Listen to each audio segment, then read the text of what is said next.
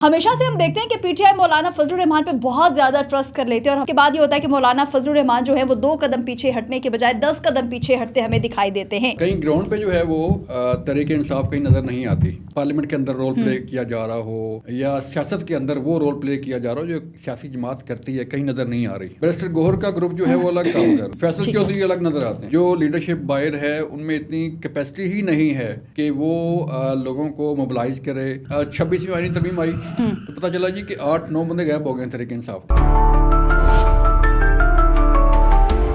السلام علیکم، آکاش یاسین آپ سے مخاطب ہے، اور ناظرین آپ دیکھ رہے ہیں ویژن پوائنٹ. آج کے پوڈ کاسٹ میں بات کی جائے گی.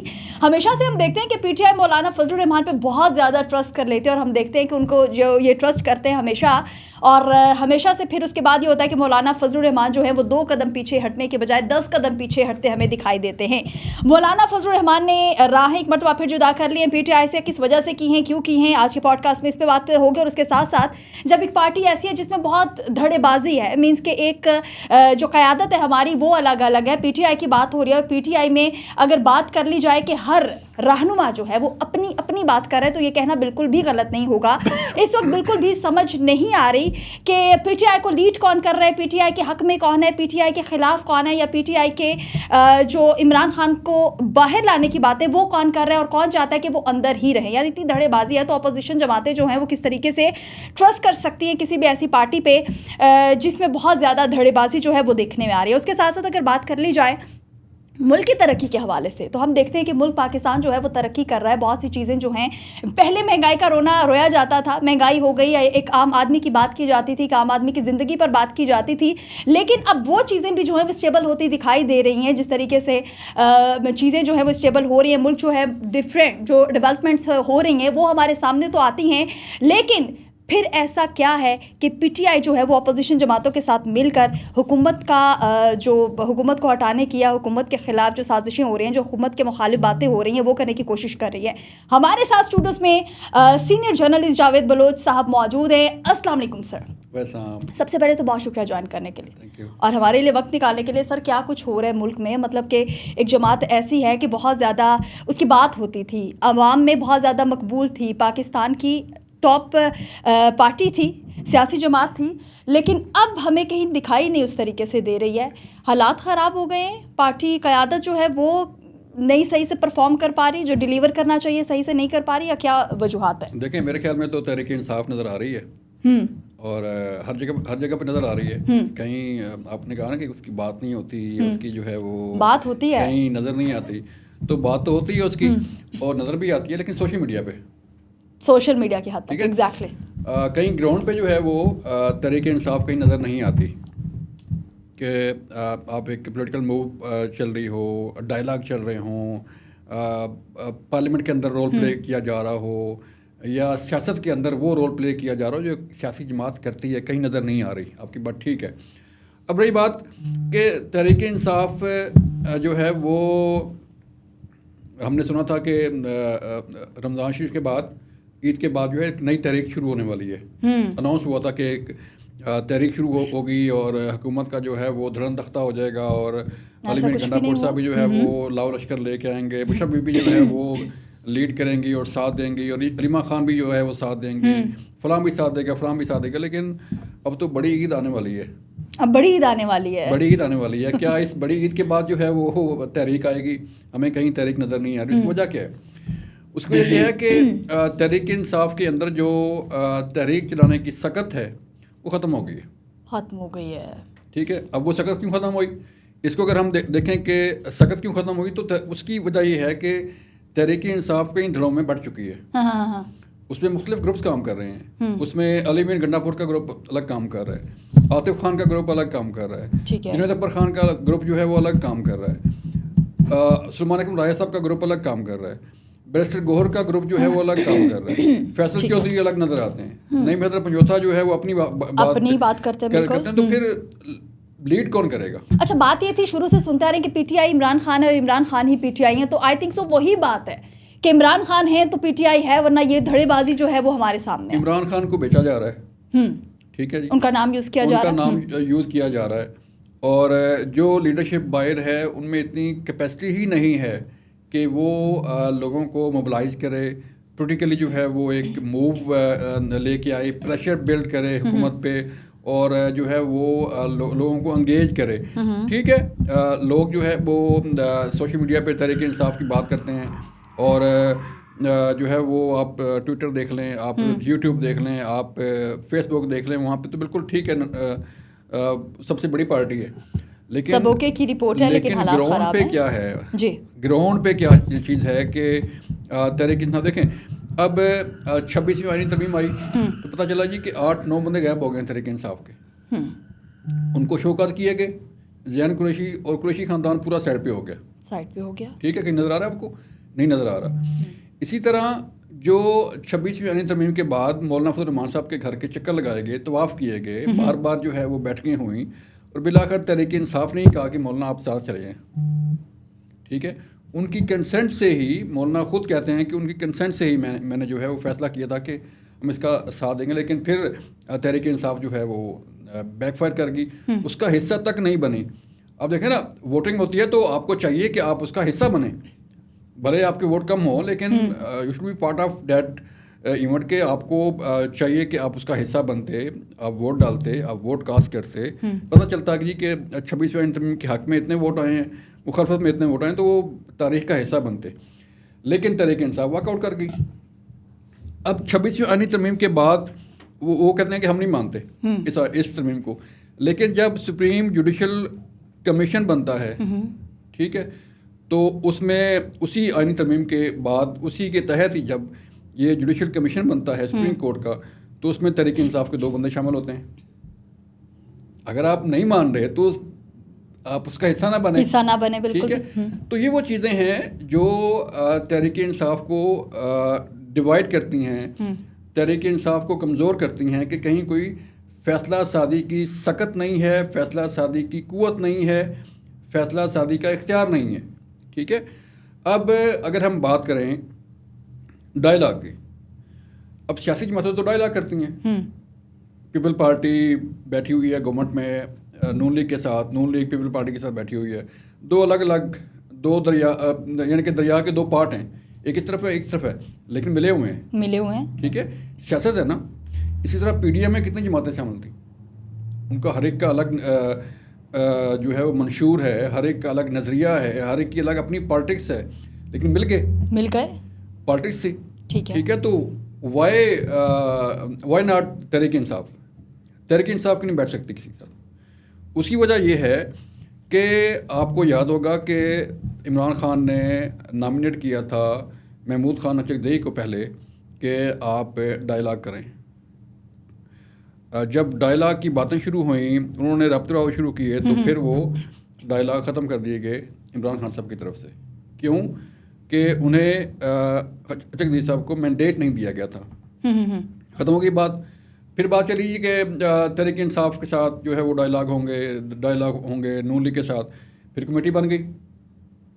اب جب کمیٹی نے کام شروع کیا، سیشن شروع ہو گئے، کمیٹی کی میٹنگ شروع ہو گئی، تو جب ٹی او آر طے ہوئے اور ڈیمانڈ جو ہے وہ دی گئی، تو پتہ چلا جی کہ خان صاحب نے اعلان کر دیا کہ ڈائلاگ ہم نہیں بیٹھیں گے. خان صاحب اپنے لوگوں پہ ٹرسٹ نہیں کر پا رہے نا. یس جی، یہی وجہ ہے کہ خان صاحب کسی پہ ٹرسٹ نہیں کرتے، اور نہ ہی جو ہے وہ پولیٹیکلی اور نہ ہی کسی اور طریقے سے وہ کسی کو آگے آنے کی آپ کہہ لیں کہ اجازت دیتے ہیں، اور نہ ہی مینڈیٹ دیتے ہیں، اور نہ ہی اس پہ ٹرسٹ کرتے ہیں. پی ٹی آئی ملک کی مقبول ترین جماعت ہے، اور اگر دیکھا جائے عمران خان صاحب کسی پہ ٹرسٹ نہیں کر رہے. ابھی ہم نے دیکھا ریسنٹلی شیر افضل مروت صاحب کو جب سائڈ لائن کیا گیا، اور اس کے بعد ہم دیکھتے ہیں کہ مختلف قسم کی جو باتیں ان کی جانب سے کی جا رہی ہیں کہ اب پی ٹی آئی کی وہ صورتحال ہو چکی ہے کہ یہ 100 بندہ بھی اکٹھا نہیں کر سکتے. یعنی کہ اگر کہیں پہ بھی احتجاج کی کال دیتے ہیں، کچھ بھی کرتے ہیں، تو 100 بندہ بھی ان کے لیے اکٹھا کرنا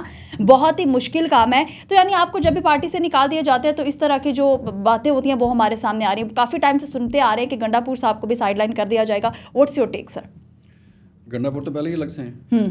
ہاں، آپ نے اسٹارٹ میں بات کی تھی کہ وہ الگ سے مل کر، وہ 24 نومبر کا جو ہے وہ آخری اور فائنل کال جب لے کے آتے ہیں کہ اس کے بعد کوئی کال نہیں ہوگی اور اس کے بعد حکومت نہیں رہے گی، تو گنڈاپور صاحب جو ہے وہ انہوں نے خود کہا کہ میرا کروڑوں روپے خرچ ہو گیا ہے اس لانگ مارچ پہ، میں نے خرچ کیا ہے. سوال تو یہ پیدا ہوتا ہے کہ وہ کہیں انہوں نے شو کیا کہ FBI کے ساتھ یا کسی جگہ پہ کہ یہ پیسہ کہاں سے آیا تھا، نہیں شو کیا ہوا.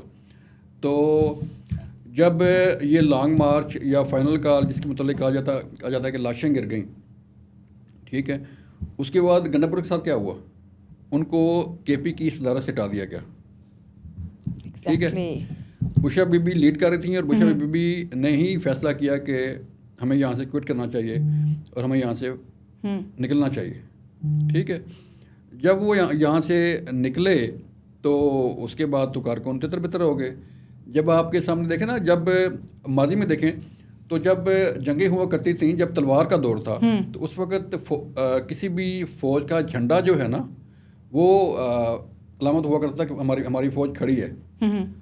اور جب کسی فوج کو یا کسی ماب کو یا پروٹیسٹ کو کوئی لیڈ کرنے والی نہ ہو تو وہ کیسے کھڑے ہو سکتے ہیں؟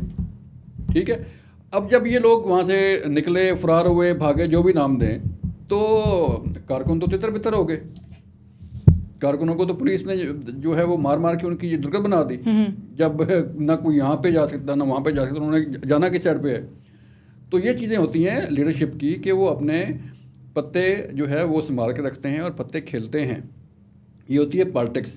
ٹھیک ہے، اور جو پی ٹی آئی میں نہیں ہے. جو خان صاحب جو ہے وہ ہر دفعہ کہتے ہیں کہ میرے پاس فلاں پتہ بھی ابھی موجود ہے، فلاں کارڈ بھی موجود ہے، لیکن آئی ڈونٹ نو کہ وہ کارڈ کہاں پہ ہیں، وہ کارڈز کہاں پہ اب نکال لینے چاہیے نا. نہیں، اب وہ پتے نکال لینے چاہیے کہ ہو سکتا ہے کسی طریقے سے عمران خان صاحب باہر آ جائیں.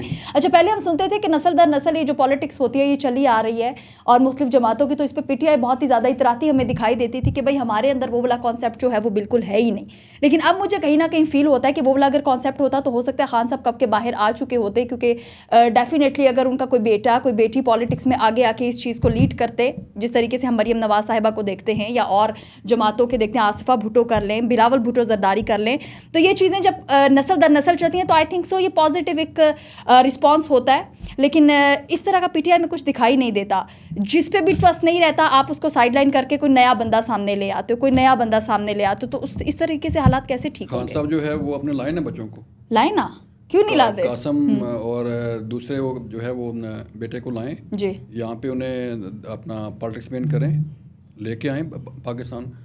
آپ مینز آپ سمجھتے ہیں کہ لانا چاہیے، ہونا چاہیے، لائیں نا بھائی. اگر ان کا پاکستان ہے، خان صاحب کہتے ہیں کہ میری کوئی پراپرٹی نہیں ہے باہر، میرا کوئی سارے اسٹیک میرے پاکستان میں ہے، تو سب سے بڑا اسٹیک ان کا تو باہر بیٹھا ہوا ہے، ایگزیکٹلی، جو ان کے بچے ہیں.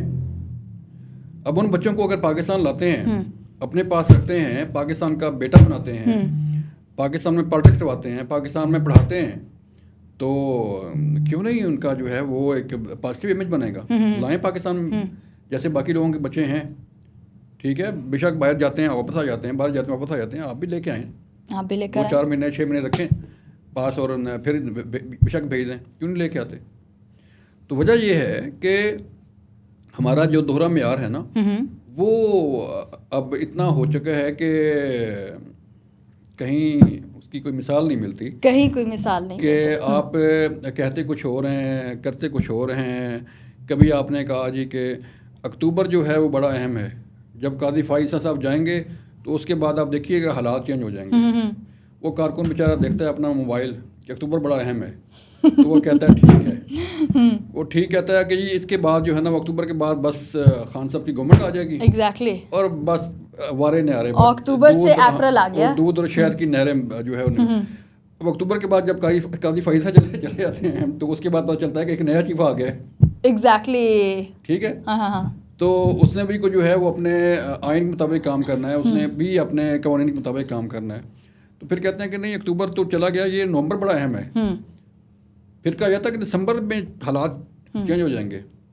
جب دسمبر بھی گزر جاتا ہے تو پھر کہتے ہیں 20 جنوری کو ڈونلڈ ٹرمپ کا نے چارج سنبھالنا ہے. تو اس کے بعد دیکھیے گا ایک فون کال آئے گی اور خان صاحب باہر.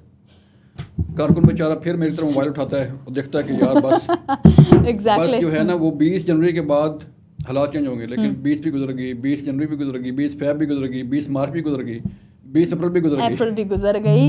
اور ٹرمپ صاحب نے کچھ نیا ہی آ کے کر دیا, جو ایکسپیکٹیشنز تھی اس سے ہٹ کے کچھ کر دیا ہے. اچھا, اپوزیشن کا جو سب سے بڑا ہتھیار ہوتا ہے وہ یہ ہوتا ہے عوام ہوتی ہے, اور وہ عوام کو ساتھ لے کر, یعنی کہ عوام کے کندھے پر اگر یہ کہا جائے بندوق رکھ کے چلاتے ہیں تو یہ کہنا غلط نہیں ہوگا, اس وجہ سے کیونکہ جب اپوزیشن جماعتوں کے پاس سب سے بڑا ہتھیار عوام اور عوام کے حقوق کی جب بات ہوتی ہے, اور اب ہم دیکھ رہے ہیں کہ جب عام آدمی کی بات ہوتی ہے, مہنگائی کی بات ہوتی ہے, تو وہ بہت ہی زیادہ نیچے آتی دکھائی دے رہی ہے. اب کہیں نہ کہیں ایک عام آدمی جو ہے وہ خوشحال ہمیں دکھائی دیتا ہے. ملک میں ڈیولپمنٹس بھی ہو رہی ہیں اور دوسرے ممالک کے ساتھ تعلقات جو ہیں وہ بھی بحال ہو رہے ہیں, بہت اچھے ہو رہے ہیں, یعنی کہ بہت ساری پازیٹیو امیج جو ہم دنیا کو دکھانا چاہتے تھے پاکستان کا, وہ ہم دکھا پا رہے ہیں. کہیں نہ کہیں سب کچھ جو ہے وہ اسٹیبل ہوتا نظر آ رہا ہے. تو اپوزیشن جماعتیں بھی کہاں کھڑی ہیں, مطلب کہ اپوزیشن جماعتیں اگر پی ٹی آئی کے ساتھ مل کر کوئی جماعت, کوئی ایک جماعت اگر ساتھ مل کے سوچ رہی ہے کہ ایسا کچھ کریں گے, تو ہوتا دکھائی نہیں دیتا, کیونکہ یہ پلان بھی فیل ہو جائے گا. وہ بھی دیکھیں نا, جو جماعتیں ساتھ کھڑی ہیں وہ بھی تو اپنا نام بنا رہی ہیں نا. ایگزیکٹلی. وہ بھی تو اس جیسے میں کسی کا نام نہیں لیتا, چھوٹی جماعتیں ہیں نا ساتھ, کوئی بڑی جماعت ہے, کوئی بڑی جماعت نہیں, بڑی جماعتیں دونوں بیٹھی اقتدار میں, جن کے پاس سیٹ پاور ہے, یا مولانا فضل الرحمان صاحب کی بڑی جماعت ہے. جی جی, ٹھیک ہے, گو ان کے پاس سیٹیں کم ہیں, ان کی جو اسمبلی میں ہوتی ہے اس کی سیٹیں 10 11 12 جتنی بھی ہوتی ہیں, لیکن ان کے پاس سیٹ پاور ہے. ٹھیک ہے, وہ ہزاروں لوگ اکٹھے کر سکتے ہیں. ٹھیک ہے, لیکن جو باقی جماعتیں ہیں ان کے ساتھ, وہ ان کے پاس سیٹ پاور نہیں ہے. وہ ساتھ لگی ہوئی ہیں کہ چلیں ہم بھی جو ہے وہ ہیں 5 سواروں میں, ہم بھی سوار ہو جائیں تو شاید ہمارے جو ہے, تو اس لیے مولانا فضل الرحمان صاحب جو ہے وہ بھی ساتھ نہیں دے رہے. ٹھیک ہے, جب تک کوئی بڑی جماعت نہیں ہوگی, کوئی بڑا کولیشن نہیں بنے گا, اس وقت تک تحریک انصاف جو ہے وہ کہیں فال نہیں کر سکتی. وہ اس لیے کہ تحریک انصاف کو ضرورت ہے کندھے کی, اور کوئی پارٹی انہیں کندھا دینے کے لیے تیار ہی نہیں ہے. مولانا فضل الرحمان صاحب جو ہے کبھی تحریک انصاف کو کندھا نہیں دیں گے. ٹھیک ہے, انہوں نے 26 ترمیم کے حق میں جا کے ووٹ دیا. ٹھیک ہے, ڈائلاگ کرتے رہے تحریک انصاف کے ساتھ, آؤ بیٹھو چائے شائے پیو, روزانہ میٹنگیں ہوتی ہیں رات 12 بجے تک, لیکن بالآخر مولانا نے ووٹ دیا حق میں 26 ترمیم کے. اسی طرح اب بھی جو ہے خبریں چل رہی تھیں کہ مولانا ساتھ مل جائیں گے, مولانا ساتھ ہو جائے گا, تو کہاں گے؟ مولانا نے جواب دے دیا, انہوں نے کہا جی کہ میں کسی تحریک انصاف کو اپنا کندھا استعمال کرنے کی اجازت نہیں دوں گا, اور انہوں نے اپنا کندھا نہیں دیا. اس لیے جو ہے یہ اب تحریک انصاف کی جو پالیٹکس ہے وہ بالکل آپ کہہ لیں کہ زمین کے ساتھ لگی ہوئی ہے. وہ اس لیے کہ تحریک انصاف کی پالیسی ہی نہیں ہے.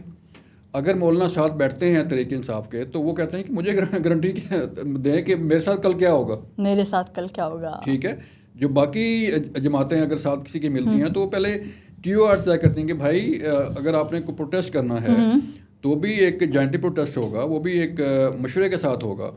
تو یہاں تو یہ ہوتا ہے کہ تحریک انصاف سولو فلائٹ لیتی ہے اور چلی جاتی ہے, تو اس لیے کوئی بھی کندھا دینے کو تیار نہیں ہے. ایگزیکٹلی. بہت ہی انفارمیٹیو رہا آج کا پوڈ کاسٹ. اور جاوید بلوچ صاحب, باتیں بھی کافی ساری ہیں لیکن ختم ہو گیا ٹائم. ہاں, ٹائم ختم ہو گیا, کیونکہ ہم کہتے ہیں یہ ٹائم ایک دم سے گزر جاتا ہے, پتہ نہیں چلتا. جاوید بلوچ صاحب بہت شکریہ آپ کا.